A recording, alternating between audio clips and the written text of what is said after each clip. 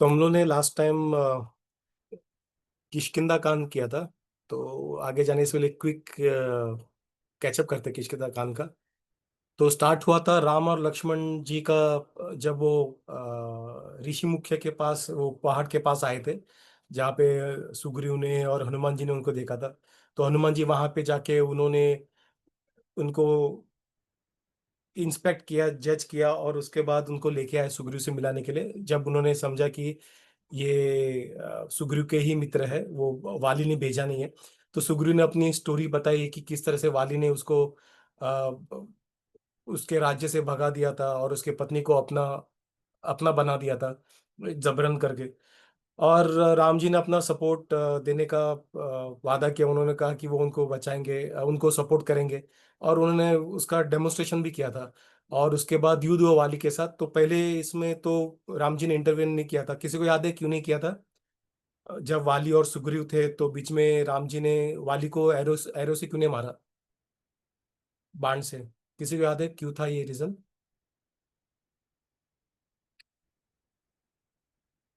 उटू, उषा, पूजा।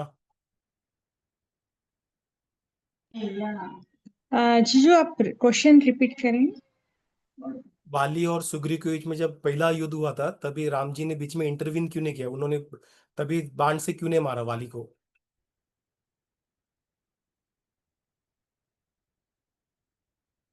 क्योंकि वो सुग्रीव को कैपेसिटी देखना चाहते थे, कर सकते हैं। और कुछ दूसरा रीजन था? और कुछ रीजंस कोई और ट्राई करेगा?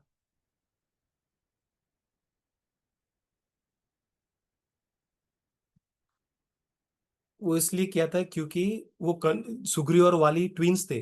तो उसे समझ नहीं आ रहा था कि वागली कौन सा है और सुग्रीव कौन सा है, तो वो किस पे बाण चलाएगा। इसलिए पहली बार उसने बाण चलाया। दूसरी बार जब युद्ध हुआ था उसके पहले, दोनों के बीच में ड्यूल होता उसके पहले, उसने सुग्रीव को वहां के एक जंगली जो फूलों का एक ये रहता है, क्रीपर रहता है, वो उसके गले में डाला हार की तरह। और तब वो आइडेंटिफाई कर पाया कि अरे ये वाली है और सुग्रीव हो। तब उसने एरो शूट किया जो सीधा के उसने वाली को लगा। तो उसके बाद उसका वाली का जो लास्ट फ्यूनरल्स हुआ, रिचुअल्स हुआ, और सुग्रीव को राजा बनाया, और अंगद को उसके हवाले सौंप दिया था वाली ने मरने से पहले।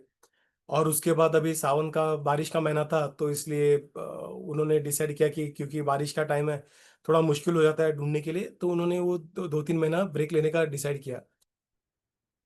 और उसके बाद जब बारिश का महीना चला गया, लेकिन सुग्रीव पूरी तरह से सेंस एंजॉय में डूबा हुआ था कि वो भूल ही गया कि ऐसा समय चला चला समय चला चल चुका है करके। वो जो टाइम था जहाँ पे मिलना था वो ऑलरेडी निकल चुका है। तो लक्ष्मण गया उनको बुलाने के लिए, और बाद में आ, तारा और काफी लोगों ने उनको समझाया, हनुमान जी ने। और इसके बाद सुग्रीव ने भी, उसके जस्ट पहले सुग्रीव ने, थैंकफुली थैंक्स टू हनुमान, उसने सारे वानरों को बुलाया था। तो उन्होंने, लक्ष्मण को सो पता कि सारे वानर आ रहे पूरे भारतवर्ष से, तो सारे वानर वहां पे आए। और वो वानर को लेके वो राम जी के पास चले गए, और उन्होंने 4 ग्रुप बनाए अलग अलग डायरेक्शन में। तो उसमें से साउथ में हनुमान जी को भेजा। और हनुमान जी को स्पेशली इंट्रोड्यूस किया था उसने, सुग्रीव ने। और राम जी ने उनको, जैसे मानो राम जी को पता ही था कि ये ढूंढ के लाएंगे, तो उन्होंने उनको अंगूठी दी, जो सीता मैया की अंगूठी थी, जो राम जी के पास आई थी किसी एक लीला में। तो उन्होंने वो आ, उनको दे दिया, और चारों जो टोली थे चारों डायरेक्शन में चले गए।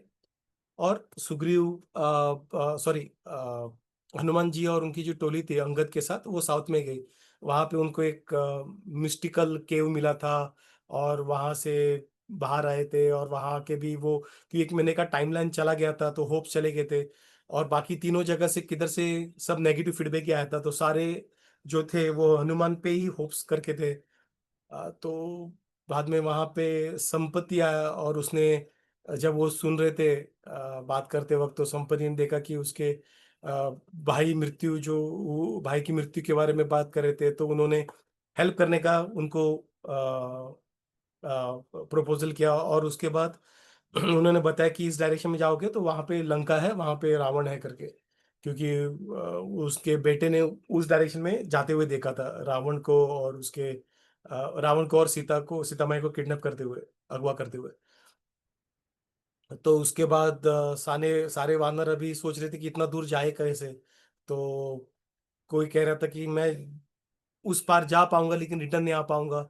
और इस तरह के सब, तब हनुमान जी को उनके पावर के बारे में याद दिलाया, तो हनुमान जी को सारा जो पावर था वो रिगेन हुआ, और उन्होंने डिसाइड किया जंप करने का। तो यहाँ तक था किष्किंध, तो ही वॉज रेडी। अभी हनुमान जी रेडी है जंप करने के लिए, और अभी पोजीशन लेने वाले हैं, और अभी जंप करके उस तरफ जाने वाले हैं। तो हम लोग इसके आगे क्या होता है वो आगे सुंदरकांड में अभी पढ़ना स्टार्ट करेंगे। तो 5 चैप्टर्स है। हम लोग आज एक ही चैप्टर पे फोकस करेंगे, और काफी कुछ है इस चैप्टर से जो बेसिकली ये पूरे रामायण में in one sense is one of those chapters जहाँ पे वो विजुअली थोड़ा सा कलरफुल और काफी कुछ दिखता है। एक जैसा चैप्टर था जहाँ पे राम जी 14,000 राक्षसों से लड़ रहे थे, वो काफी विजुअली अट्रैक्टिव था जब वो रामायण पढ़ते थे। जिस तरह से फाउंटेन की तरह बारिश राम जी से चारों दिशा में जा रहा था, ऐसा लग रहा था फाउंटेन ही चल रहा था बाणों का, और सारे वानर मर, तो उस तरीके से ये भी थोड़ा सा विजुअली काफी सुंदर है। तो ये वाला चैप्टर हम लोग पहला चैप्टर सुंदरकांड का करेंगे। तो यहाँ पे हनुमान जी जो थे सीता को ढूंढने के लिए तैयार हो चुके थे। उन्होंने अपना हाथ पैर सारा स्ट्रेच किए, जैसे हम लोग करते हैं जिम, जब कुछ करने से पहले कैसे हम लोग थोड़ा सा वार्म अप होते हैं। और वहाँ पे मंदेरा जो पर्वत था वहाँ से उन्होंने पोजीशन लिया। उसके पहले उन्होंने सूर्यदेव को नमस्कार किया, वायुदेव को किया, इंद्र को किया, ब्रह्म को किया, काफी सारे देवी देवताओं को उन्होंने नमन किया। और उसके बाद उन्होंने खुद के शरीर को एकदम विशाल बनाया, और वो जंप वो वो जंप लेने के लिए रेडी हो गए। और पर्वत को जब वो उस तरह से उन्होंने प्रेशर डाला पर्वत पे, तो पर्वत पूरी तरह से नीचे दब दब चुका था। और उनके प्रेशर से, और ऐसा ऐसा लग रहा था कि जैसे थोड़ा सा अर्थक्वेक टाइप्स आ गया। तो सारे लोग जो थे वो थोड़ा वहां पे डर गए। जो वहां पे साधु ऋषि ऋषि बैठे थे तो वो थोड़े डरने लगे। उनको लगा कि अभी क्या हो रहा है करके, उन्हें समझ नहीं आ रहा था पहले। उन्होंने अपनी पत्नियों को वगैरह लेके वहां से भागने का प्रयास किया। वहां पे कुछ सांप थे जिनके ऊपर स्वस्तिक का निशान था, तो वो भी डर के मारे और उनके मुंह से आग निकालने लगे। और जो वहां पे पत्थर थे, पत्थर को उन्होंने मुंह के अंदर दबोच दिया। वो दबोचने की वजह से वो पत्थर के 1000 टुकड़े हुए।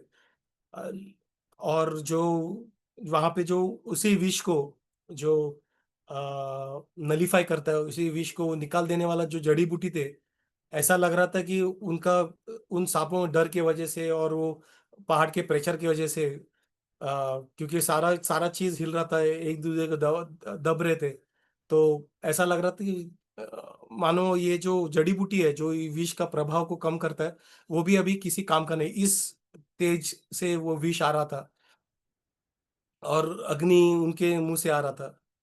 तो तो सारे जो पशु पक्षी हैं सारे वहां से उड़ने लगे, सारी पंछियां उड़ने लगे। वहां से जो बाकी जो विद्याधर ऐसे कुछ दैविक जो वहां पे जीव थे, वो भी काफी डर के मारे यहाँ वहां अपने पत्नियों का जाने लगे। उन्होंने जो वहां पे जो साधु थे उन्होंने उनको साधुओं को बोलते हुए सुना कि ये हनुमान जी है जो पहाड़ की तरह खुद को बड़ा किया है, और वो समुंदर को पार करना चाहता है क्योंकि वो राम जी की सेवा करना चाहता है सीता मैया को ढूंढने के लिए। ये काफी काफी ही डेंजरस और काफी ही डिफिकल्ट टास्क है, और राम जी के लिए हनुमान जी वो करने के लिए अभी रेडी है। तो वो देखे सारे जो साधु थे वो उनकी प्रशंसा कर रहे थे। और उन्हें विद्याधर में भी वो देखा कि अरे पहाड़ की तरह हनुमान जी जिस तरह से खड़े हैं, वो काफी देखने, वो जो दृश्य था काफी देखने लायक था। सबके रोंगटे खड़े हुए थे वो देख के। ऐसे बड़े पहाड़ के ऊपर, पहाड़ के ऊपर और एक पहाड़ जैसे हनुमान जी खड़े हैं पोजीशन लेके, जैसे एथलेटिक्स में कैसे रहते हैं जंप करने के लिए, भागने के लिए, और सारे पंछी उसके यहाँ से उड़ रहे हैं। और जो हनुमान जी ने उनके ऊपर ऐसा लग रहा था जब ये मतलब वार्म अप करते हुए उन्होंने अपने शरीर को हिलाया, तो जो थोड़े से बाल वगैरह उड़ रहे थे, तो जैसे वानर के बाल उड़ते हैं जब थोड़े शरीर हिलाते हैं, तो ऐसा लग रहा था जैसे उनके शरीर से स्पार्क्स आ रहे, अग्नि का स्पार्क्स आ रहे वहां से। और उन्होंने बड़ा जो जैसा थंडरिंग होता है उस तरह से बड़े जोर से उन्होंने वहां पे रोर किया, और वो जंप करने के लिए रेडी हो गए थे। और उनकी जो पूंछ थी वो सांप की तरह पीछे थी, तो ऐसा लग रहा था जहाँ मानो कि कोई बड़ा विशाल जो गरुड़ है, विष्णु जी के जो वाहन है, वो सांप को लेके अभी जंप करने के लिए रेडी है। तो उन्होंने सारा अपना ग्रिप वगैरह एकदम फर्म कर लिया, और उन्होंने सारे वानरों को बोला कि जैसे राम जी धनुष बाण छोड़ते हैं एकदम एकदम तीव्र गति से आता है, उसी तरह से मैं लंका की तरफ जाऊंगा। और जो रावण, जो वहां पे रावण ने प्रोटेक्ट किया वहां पे मैं जाऊंगा। अगर सीता मैया मुझे लंका में दिखी नहीं तो मैं उसी स्पीड से मैं स्वर्ग लोक चला जाऊंगा, जहाँ पे सारे देवता रहते हैं। और वहां पे भी नहीं दिखी तो मैं रावण को वापस यहाँ पे रावण के साथ वापस आऊंगा। और अगर किसी भी केस में मैं सीता मैया को वापस आऊंगा, जरूरत पड़े तो पूरे लंका को उखाड़ के उठा के मैं यहाँ पे रावण को और उसके राक्षसों के साथ यहाँ पे लेके आ जाऊंगा। तो इस तरीके से गरज कर हनुमान जी जो है वो गरुड़ की तरह हवा में उड़ गए। और जब स्पीड में हम लोग उड़ते, हम लोग वो एनिमेशन में भी देखते रहे, तभी वो सुपरमैन मूवी, और जब वो उड़ते तो कैसे पूरा धूल उड़ जाता है उसके साथ। तो जब हनुमान जी उड़े, उनके साथ सारे जो आसपास के जो पेड़ थे वो भी उसके साथ वो स्पीड में उड़े।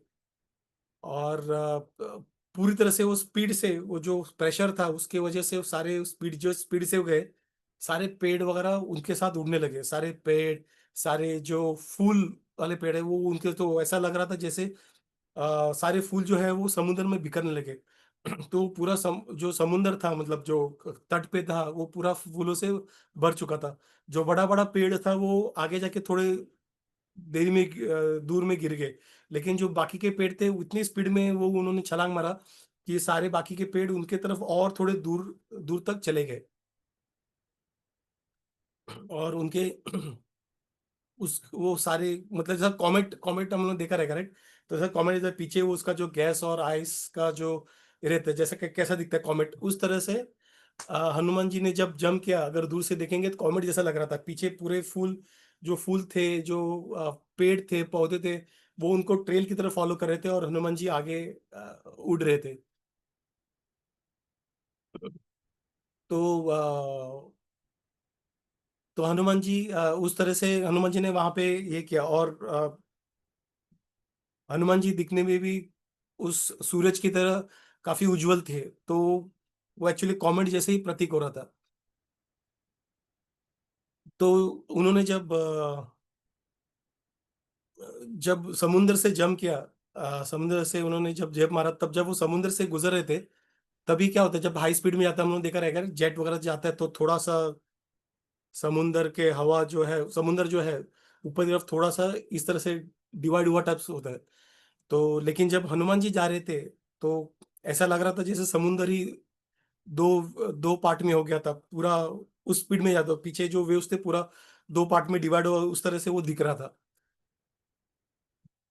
और जो भी समुंदर के अंदर जो बड़े व्हेल थे, बड़े बड़े क्रोकोडाइल्स थे, और टॉर्टाइस थे, बड़े बड़े कछुए थे जो अभी दिखाई नहीं थे, बड़े काफी विशाल साइज में थे, वो दिखने लगे। जो यूजुअली डीप सी क्रिएचर्स है वो दिखने लगे उसकी वजह से। वाल्मीकि जी कहते हैं कि ये हनुमान जी का जो शेडो था, छाया था, वो अप्रोक्सीमेटली 8 माइल्स वाइड था और 240 माइल्स लॉन्ग था। 1 माइल अप्रोक्सीमेटली 8 किलोमीटर है। तो हम समझ सकते हैं, तो 64 किलोमीटर वाइड था और 214 into 8 उतना किलोमीटर लंबा था। उतना उनका बड़ा शेडो था, तो हम समझ सकते हैं कि हनुमान जी का साइज क्या रहेगा। और स्पीड की वजह से जब समुद्र में ऐसा शेडो जब दिखता है, स्पीड की वजह से कितना सुंदर दृश्य लगता है वो वेव्स के ऊपर जब वो शेडो दिखता है। तो वाल्मीकि जी कहते हैं कि वैसे हनुमान जी का जो शेडो था, इतना बड़ा शेडो, वो वो काफी दृश्य देखने लायक था। अभी हनुमान जी जब जा रहे थे तो उन्होंने सूर्यदेव ने सूर्यदेव की गर्मी की वजह से उनको थोड़ा भी गर्म, उनको थोड़ा भी ऐसा गर्मी नहीं लग रहा था, क्योंकि वो सूर्यदेव उस तरह से उन पे क्या कहते हैं, उन पे अपना मर्सी कृपा कर रहे थे। अपने अपने ही धूप से उन्हें बचा रहे थे। और वायुदेव जो है उन्होंने ऐसा लग रहा था, वायुदेव उनके जो पिता थे उनको आ, हल्का सा ठंडा हवा से उनको ये कर रहे थे, फैन कर रहे थे, उनको हवा दे रहे थे ताकि उनको थोड़ा सा कंफर्ट मिल जाए, और आ, उनको स्पीड में भी हेल्प कर रहे थे। तो ये देख के सारे साधु भी उनकी प्रशंसा कर रहे थे। जो गंधर्वास थे उनकी मधुर आवाज में उनकी प्रशंसा कर रहे थे, और वो काफी सुदिंग था। और बाकी जो थे नागास, यक्षास, राक्षसास जो थे वहां पे अलग अलग जगह पे, अंतरिक्ष में अलग जगह पे, वो हनुमान जी की शक्ति देखे वो भी उनको प्रेज करने लगे, प्रशंसा करने लगे। अभी जब वो हनुमान जी वहां से जा रहे थे समुंदर से, तब वहां से जो समुंदर का जो देवता है, अ, उनको लगा कि उनको राम जी जो है इक्ष्वासु के हैं, उनको पता है, और उनको पता था कि हनुमान जी जो है वो इक्ष्वासु को इक्ष्वासु डायनेस्टी से है, और उनके कार्य के लिए हनुमान वहां पे जा रहे हैं। तो उन्होंने उनको ऐसा लगा कि उन्होंने उनको बहुत साल पहले सागर जो थे, जो इक्ष्वासु राजा थे, जो हमें पता है, हम लोग सागर का स्टोरी सुना रहे, जो इक्ष्वासु के जो उस राज्य से थे। तो उन्होंने एक बार उनकी मदद की थी। और इसकी वजह से उनको लगा कि उनको फेवर अभी वापस रिटर्न करना है। तो उन्होंने सोचा कि हनुमान जी जो है वो काफी लंबे छलांग पे है, तो उनको शायद बीच में एक जगह चाहिए छलांग मारने के लिए, जंप करने, अरेस्ट करने के लिए। तो उन्होंने वहां पे मैनक जो पहाड़ है, उनको बुलाया। और मैनक का जो कोर टिप था पहाड़ ऊपर का, वो सोने का था। और वहां पे इंद्र ने उनको, मेनक को वहां पे रखा था, मेनकों को, कि जो राक्षस वगैरह जो आते हैं नीचे से, पाताल लोक से वगैरह, तो जो पैसेजेस वगैरह है उनको ब्लॉक करने के लिए। अभी मेहनत में एबिलिटी था कि वो किसी भी डायरेक्शन में मूव कर सकते हैं, किसी डायरेक्शन में बढ़ सकते हैं, ऊपर नीचे साइडवेज, किसी भी डायरेक्शन में। तो वो उनको वो गुण था, उनकी वो शक्ति थी, एबिलिटी थी। तो समुद्र के जो देवता थे उन्होंने मेंढक को अ, उनको आज्ञा दिया कि वो समुद्र से बाहर आए, और हनुमान जी को वहां पे जो एक काफी राम जी के एक मिशन में है, काफी बड़े महत्व जो कार्य कर रहे हैं, उनको थोड़ा सा रेस्ट करने के लिए उनको एक अपना जो चोटी है सोने की, उसमें जगह दे दीजिए करके। यूजुअली ऐसा होता है, कोई किसी इंपॉर्टेंट मिशन में रहता है और सब हम वो मिशन को वैल्यू करते हैं, हम अपने अपने तरीके से उस मिशन में उनका मदद करने का प्रयास करते हैं। तो उसी तरीके से ये समुद्र के जो देवता है वो भी उसमें कुछ अपनी तरफ से कुछ हेल्प करने का प्रयास कर रहे थे। और जैसे उन्होंने बताया, तब मैनक ने एग्री किया उसको ये करने के लिए। तो मैनक जैसे हनुमान जी जा रहे, उन्होंने सामने देखा कि एक बड़ा पहाड़ आ रहा है, जिसके जो जो उसका जो जिसकी चोटी थी वो पूरे सोने की थी, और एकदम तेजी से समुद्र से बाहर आ रहा है। उनको पहले उनको ऐसा लगा कि कोई शायद ये ऑब्स्टेकल है जो मेरे कार्य में बाधा डालने का प्रयास कर रहा है। तो इसलिए हनुमान जी ने उनको साइड में पुश करके वो स्पीड से आगे चले गए। और पुश करते कैसे पुश किया, जस्ट जस्ट अपने जो ब्रेथ था उससे फूंक करके, उसने फूंकार गया, और उससे पहाड़ साइड में आ गया और वो आगे चले गए। तो ये हनुमान जी का जो शक्ति थी वो देख के मेहनत पहाड़ भी काफी, उनको काफी अच्छा लगा, और काफी खुश हो गए। उन्होंने हनुमान जी के बारे में उनको उनको प्रेज किया, और उनको कहा कि तुमने काफी डिफिकल्ट टास्क दिया है। तो उन्होंने कहा कि मैं चाहता हूँ कि तुम मेरे पहाड़ पे थोड़ा सा रेस्ट ले लो करके। और उन्होंने हनुमान जी को कहा कि वहां पे मेरे पहाड़ पे काफी सारे हेल्दी और काफी सारे जूसी और टेस्टी फ्रूट्स है, रूट्स है। तो ये थोड़ा खा के थोड़ा रिफ्रेश होके बाद में आगे जा सकते हैं। तो समुंदर ने जैसे इक्ष्वाकु के जो कुल से उनके उन्होंने उनका कुछ उनको उसको अपना जो ऋण था वो पे करना था वापस, इसलिए वो हनुमान जी को उन्होंने बताया कि ऐसे ऐसे ऐसा वहां पे समुंदर के देवता ने को अपना जो ऋण है वो पे करना है करके। और ऋण जो पे करना बेसिकली एक एथिकेट है और एक लॉ है जो करना पड़ता है। तो अपना कर्म हम लोग ये कर ले, तो उन्होंने इस तरीके से हनुमान जी को कन्विंस करने का प्रयास किया कि वो आके थोड़ा सा उनके पहाड़ पे रेस्ट ले ले और वापस जाए करके। और एक वजह उन्होंने बताई कि सतयुग में जो पहाड़ थे, कुछ पहाड़ों में उनके पास पंख थे और वहां से यहाँ उड़ने की उनमें क्षमता थी। लेकिन उसके वजह से जो पहाड़ उड़ रहे थे उसके वजह से क्या हो रहा था, जो वहाँ पे जो सेजस जो थे और बाकी जो जानवर थे या बाकी जो जीव थे, उन्हें हमेशा डर लगा रहता था कि अरे अरे ये पहाड़ अगर गिर गया तो बहुत मुश्किल होगी। पहाड़ काफी काफी बड़ा है और ये पंख अगर कभी गिर गया तो मुश्किल हो जाएगा। तो उन्होंने इंद्र के पास गए कंप्लेंट करके। तो इंद्र ने ये डिस्टरबेंस बंद करने के लिए उन्होंने अपने जो वज्र है उससे सारे पंख, अनगिनत जो पहाड़ थे उन सारे पहाड़ के पंख काट दिए सिवाय मेंढक के। तो मेंढक को बचा, जब मेंढक के काटने वाले थे तो मेंढक को वायुदेव ने बचाया था। और वायु ने उनको अंदर पानी समुद्र के अंदर डाल दिया था, उनको समुद्र ये करके उठा के समुद्र अंदर का डाल दिया। तो इसके वजह से मैनक जो पहाड़ है उनका भी और एक स्पेशल सेपरेट रीजन था कि उनको वो ऑब्लाइज इंडेप्टेड फील ऋणी फील कर रहे थे वायुदेव के लिए, और जो हनुमान जी के पिता थे। और इसलिए उन्होंने उनका वो चाहते थे कि वो ऋण वापस पे करे, पे बैक कर रिपे करे। और इसलिए वो हनुमान जी को रिक्वेस्ट कर रहे थे कि वो जो उनका जो दावत है, उनका जो विनंती है उसको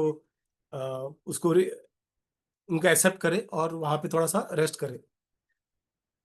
तो हनुमान जी ने अप्रिशिएट किया उनका जो रिक्वेस्ट को, अप्रिशिएट किया। लेकिन उन्होंने समझा कि अभी काफी अर्जेंसी है। एक तो 1 महीने का जो टाइमलाइन था वो ऑलरेडी पास हो चुका था। लेकिन जैसे ही दिन गुजरते वैसे पता नहीं सीता माई की हालत कैसी होती रहेगी। तो ये सोच के उन्होंने कहा कि ये काफी अर्जेंट है। अगर अगर अगर होता तो अगर टाइम होता तो शायद श्योर वो रुकते वहां पे करके। लेकिन अगर किसी ने सामने से अगर रिक्वेस्ट किया है तो इस तरह से इग्नोर करके जाना भी एक ऑफेंस हो सकता है। तो उन्होंने अपने हाथों से उसको टच किया और वापस वो टच करके वापस वापस आसमान में उड़े। और उसे मैनक और समुंदर के जो काफी उनको काफी अच्छा लगा ये देख के। और उन्होंने उनको ब्लेसिंग्स दिया। तो जब इंद्र ने भी देखा वो भी खुश हो गए। और इंद्र ने जो मेनक को कहा कि तुम्हारा ये आ, इस सेवा में, राम जी की सेवा में और हनुमान जी सेवा करने की जो इच्छा थी और जो प्रयास था वो देख के मैं खुश हूँ करके। और इसलिए उनको भी उन्होंने प्रोटेक्शन ये किया, इंद्र ने उनको प्रोटेक्शन का प्रॉमिस किया। अभी इस चीज से हमें हमें क्या लेसन मिलता है? अभी अगर आप देखोगे यहाँ पे जो कोई पहले गैस करना चाहेगा कि क्या क्या हो सकता है इससे, क्या मतलब काफी काफी ये था, क्या कहते हैं उसे, क्लियर था ये चैप्टर से, ये जो सेशन से। कोई ट्राई करेगा? पूजा, उषा, पुटू। ये पर्टिकुलर पास टाइम था ये पहाड़ के साथ, उससे आप लोगों को मेहनत के साथ आपको इससे क्या ये मिलती है, सीख मिलती है?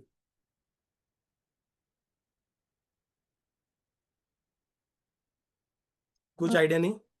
सॉरी। पहाड़ से या स्टोरी से सर? सॉरी, इस पर्टिकुलर स्टोरी, ये पर्टिकुलर पास टाइम जो हमें मैनक माउंटेन का भी जो किया था उसकी बात कर रहा हूँ।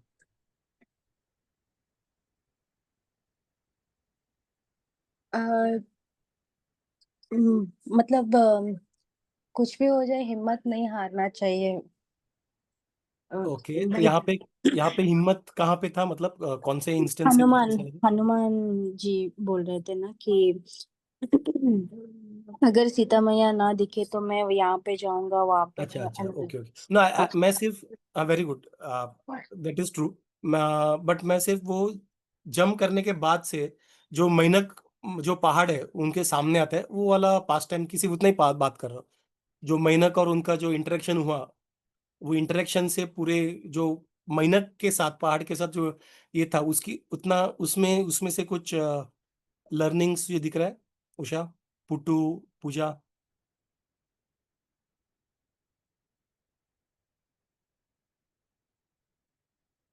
नहीं? ठीक है, तो हम लोग इसमें पढ़ते हैं। एक तो है कि मतलब कृष्णा की हम्म, सर्विस के लिए झुकना भी पड़, मतलब हमेशा लड़ने की जरूरत नहीं। ओके, यहाँ पे लेकिन लड़ने का कुछ डिस्कशन था ही नहीं, वो तो मतलब मतलब फ्रेंड्स थे हर बार, मतलब। मतलब ओके। सॉरी, कुछ बता रही थी पूजा? नहीं, मुझे नहीं पता, सॉरी। अच्छा, तो यहाँ पे एक है, अपना सर्विस के वक्त अपना फोकस होना जरूरी है।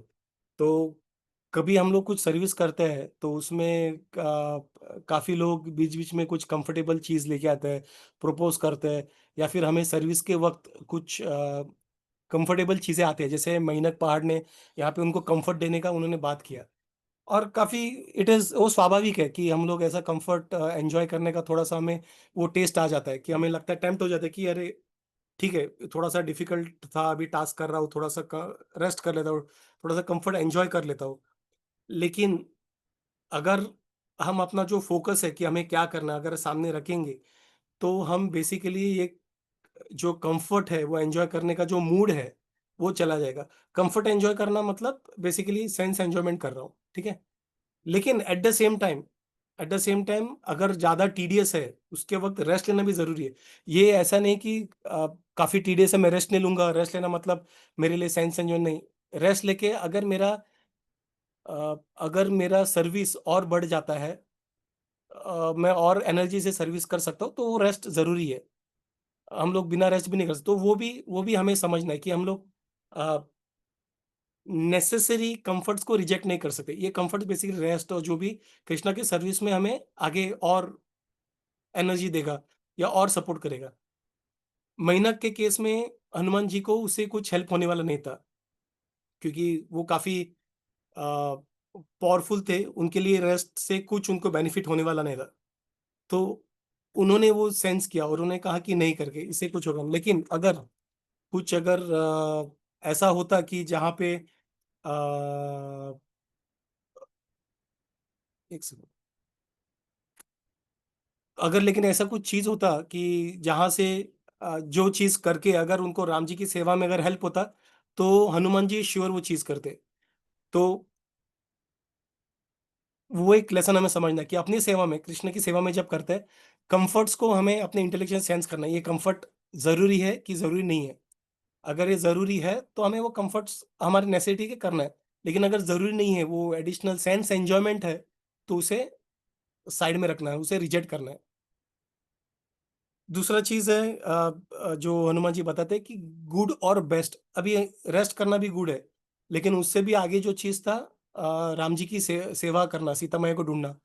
तो कभी कभी हमारे लाइफ में ऐसे सिचुएशन है जहाँ पे दोनों अच्छे लगते हैं, अरे ये भी सही है और ये भी सही है, लेकिन कौन सा बेस्ट है और कौन सा गुड है, वो हमें समझना है। जैसे मान लीजिए कि कुछ एक कार्य करना है जो मटेरियल, और उसके ऊपर और एक जो बड़ा और एक दूसरा चीज करना है जो बेसिकली,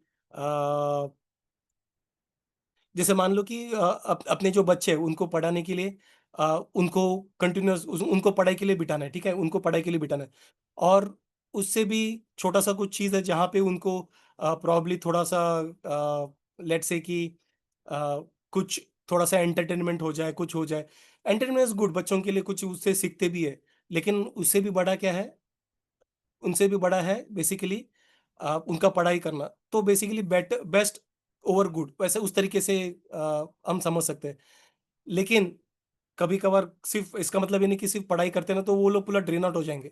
तो कुछ ब्रेक्स जिससे वापस वो अपना एनर्जी वापस रिकलेक्ट कर सकते हैं और वो वापस वही स्ट्रेंथ से वापस नेक्स्ट डे या फिर कुछ घंटों बाद पढ़ाई कर सकता है, देन वो ब्रेक्स भी जरूरी है। तो हमें समझना है कि हमारा प्रायोरिटी क्या है, दैट इज इम्पोर्टेंट। तो यहाँ पे हनुमान जी अपना प्रायोरिटी जो है वो समझ चुके हैं कि राम जी की सेवा करना है, सीता मैया को ढूंढना है। तो वो प्रायोरिटी के हिसाब से वो ऑब्जेक्टिव के हिसाब से वो बाकी चीजों को बाकी सारी चीजों को वो उनकी प्रायोरिटी वो डिसाइड कर रहे हैं। और ये जो इंटेलिजेंस है हमें कैसे आता है, जब हम शास्त्रों को पढ़ते हैं, जैसे भी रामायण को पढ़ रहे हैं या फिर हम गीता को पढ़ रहे हैं या फिर दूसरे कुछ पुराणों को भागवतों को पढ़ रहे हैं, उससे उससे हमारा जो फोकस है सही चीज में लगे रहने में हमें हेल्प होता है। हमारा जो डिसीजन कभी कभार कौन सा सही है, कौन सा कहाँ पे क्या करना है, वो डिसीजन के लिए भी हमें क्लैरिटी मिलता है इस चीजों से। तो तो और एक चीज है जो यहाँ पे हम समझ सकते हैं कि कभी कभार हम थोड़ा सा यस और नो बोलने में थोड़ा सा हम हिचकिचाते हैं। तो पोलाइटली नो बोलना भी हमें सीखना है। जैसे यहाँ पे पहाड़ जब आए उनके सामने और उन्होंने हनुमान जी को उन्होंने प्रपोज किया रेस्ट करने के लिए, कभी कभार ऐसे सिचुएशन में हम ना बोलना थोड़ा सा मेरे डिफिकल्ट हो जाता है, अरे सामने वाले को कैसे होगा क्या होगा। लेकिन जब हम लोग उनको समझाते हैं कि हमारे ये प्रायोरिटी है, इसलिए मैं नहीं कर सकता हूँ, और तब हम उसको पोलाइटली ना बोलते हैं, वो ना बोलना काफी जरूरी है। तो ये ना हमें तब आता है जब हमारे पास कुछ हाई प्रायोरिटी हो, तो उस प्रायोरिटी का हम उसको ना बोल सकते हैं। तो ये काफी काफी दुविधा मैं भी फेस करता हूँ जब कोई इंसान कोई जब मित्रों को भी बोलता है किसी चीज के लिए, तो उनको ना कहना काफी जरूर मुश्किल हो जाता है। लेकिन जब हमें प्रायोरिटी पता है किस चीज के लिए और वो इस चीज से ऊपर है, तो हम उसे समझा के हम उसे रेस्पेक्टफुली ना बोल सकते हैं। तो यही चीजें हनुमान जी के इस इंटरेक्शन में हमें पता चलता है। और किसी कुछ ऐड करना है?